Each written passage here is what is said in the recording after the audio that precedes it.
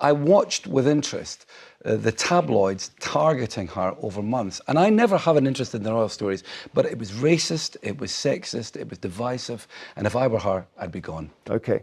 Dan would disagree. Well, I would just say, anytime anyone says this, because, again, this is really dangerous rhetoric, so, Ricky, you've made that claim, can you provide one example of racist coverage of Meghan? Well, I'd have to go back to the news coverage, but you've just made a claim I'll give you like two that are quoted. One of them, obviously, is the Danny Baker tweet with the chimp in it. That's nothing to do with the media. No. And he said the other one was he knew nothing about it. Here's what I think. A Daily Mail headline which said something like "Straight Outta Compton," which is a rap record. So there's that flavour to it. But you're right to challenge Ricky, because actually it's more tone, isn't it? Is that right? It was tone, and also the fact was they were picking up on stories that would have been about any princess, about anyone running the royal family, things that could never be proven. The staff weren't happy. People didn't like her. Now, well, you're asking about proof. How do you prove that stuff? Well, Ricky, you're talking rubbish, because I was the person that broke the story of Megxit. That doesn't prove it. I had so much hope that Meghan was going to be this great modernising force within the royal family, was going to be the woman that finished the work that Princess Diana started. When the coverage turned...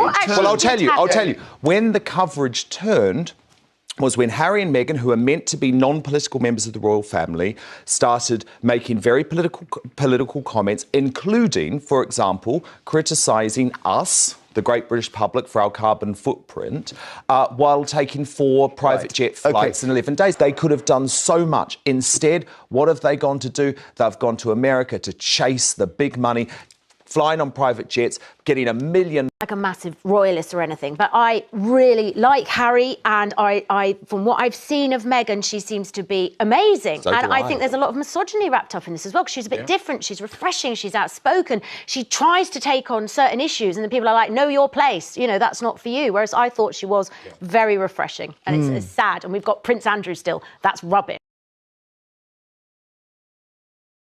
Most days, royal family drama feels distant. Gilded rooms, strange rules, and headlines we scroll past. But sometimes that world collides with ours, and suddenly it's not about tiaras.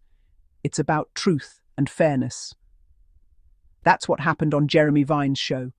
The studio became a courtroom, and the British tabloid machine was on trial. For years, we've seen Meghan Sussex torn apart in the press, but on this day, people were ready to talk back. The debate was raw, unscripted, a real clash of ideas. Ordinary people finally confronted the architects of the narrative. It was like a dam breaking. All the frustration poured out. The palace walls came down, and the debate was on our terms, in our language. This wasn't just about Meghan Sussex anymore. It was about how we talk about women, especially women of colour. Who gets a voice? Who's expected to just take it? The TV studio became a public square, holding the powerful to account. Even the oldest institutions aren't immune to public opinion when people have had enough. The evidence was every nasty headline, every coded word. The reckoning was real, and the world was watching. It was a reminder. The court of public opinion is powerful. On that day, people demanded fairness, and the conversation changed. The old rules no longer applied. Then came Ricky Ross.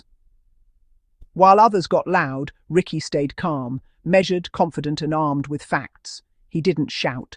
He didn't need to. He looked straight at the camera and named the real issues, racism and sexism, baked into the coverage from the start. Ricky was specific, connecting the dots so clearly it was impossible to ignore. He compared Meghan Sussex's treatment to other royals, exposing the double standard. His approach was surgical, dismantling arguments with quiet certainty. He refused to be drawn into shouting matches, staying the voice of reason. Ricky pointed out the relentless personal attacks on Meghan Sussex. This wasn't just criticism, it was a campaign. He exposed the media's pattern, targeted, sustained, and deeply unfair. His calm forced everyone to confront the evidence. Sometimes, the most powerful arguments are delivered softly. Ricky didn't just join the debate, he elevated it. He shifted the conversation from gossip to serious questions about prejudice and media responsibility. He held up a mirror to the press, and the reflection was ugly. His message: the truth doesn't need to shout. Ricky's calm was his strength. He showed that facts, not volume, win the day.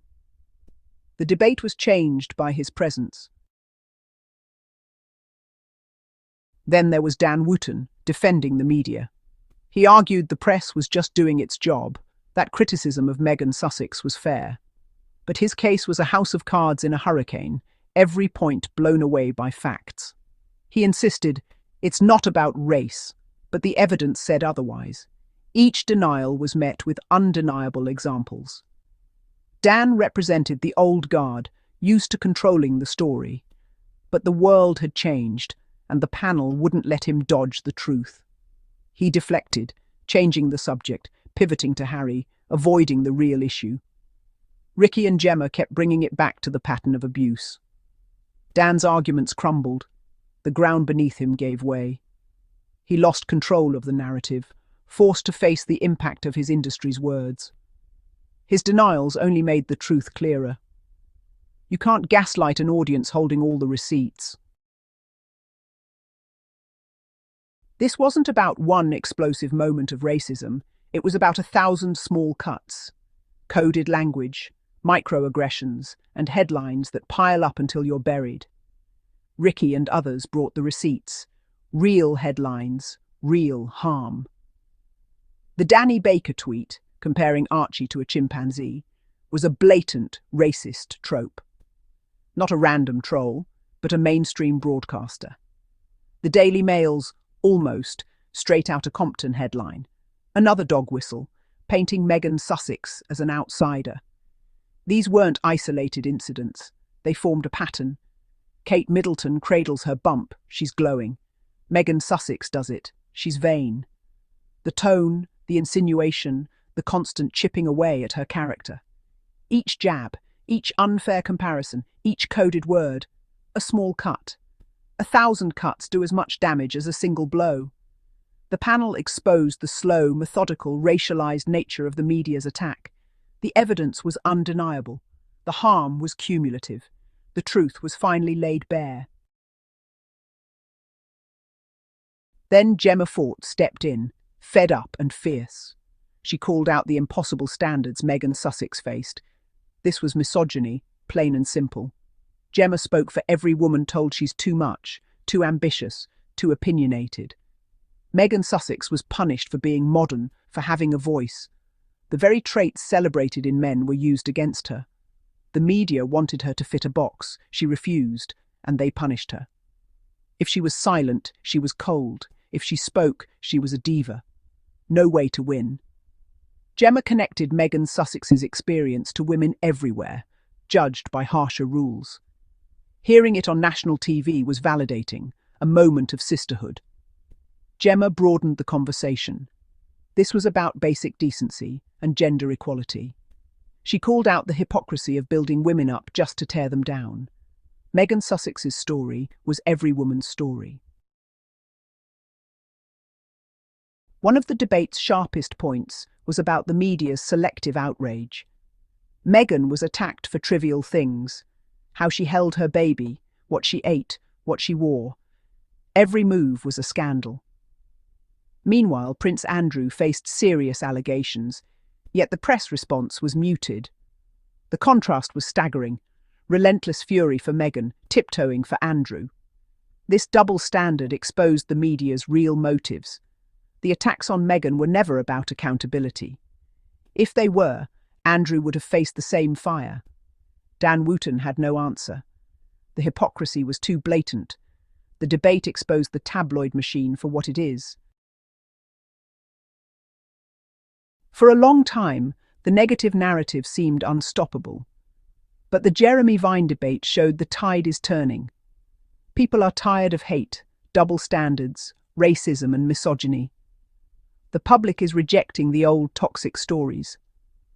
Meghan inspires because she refused to break. She chose authenticity and well-being. She represents modern values, truth, resilience, and challenging outdated systems. Her story mirrors our own struggles, outsiders in systems not built for us.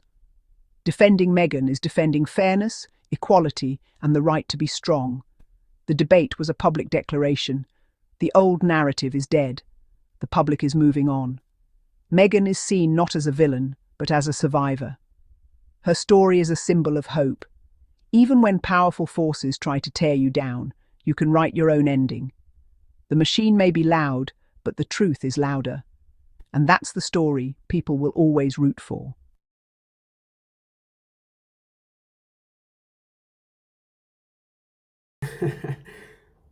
The submission itself sounds nice.